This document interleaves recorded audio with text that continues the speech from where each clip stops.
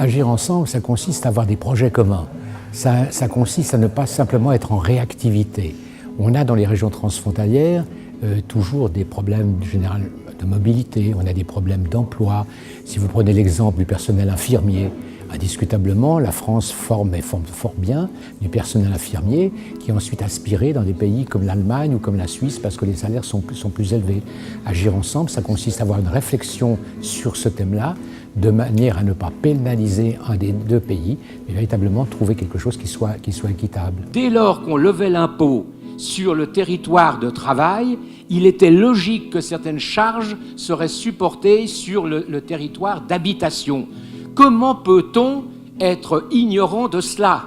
Il est clair qu'une personne qui travaille sur un territoire et qui est domiciliée sur une autre génère des charges sur les deux territoires. Et donc, à partir de là, nous ne sommes pas entrés, bien sûr que nous avons parlé d'équipement, de choses assez concrètes, mais il y avait un état d'esprit. Et c'est ça qui est fondamental. La relation entre la France et l'Allemagne a changé. Il y a un certain nombre d'années, les impôts étaient levés sur la commune de domiciliation, c'est-à-dire que la France levait l'impôt, conservait la totalité de cet impôt et ne restituait rien à l'Allemagne. L'Allemagne a demandé qu'il y ait précisément une compensation. Cela a été décidé, a été formalisé et aujourd'hui, la France restitue à l'Allemagne 40% de ce qu'elle prélève à ses administrés. C'est donc dire que l'esprit de ce qui a été fait entre la France et l'Allemagne doit prévaloir dans l'ensemble des relations transfrontalières.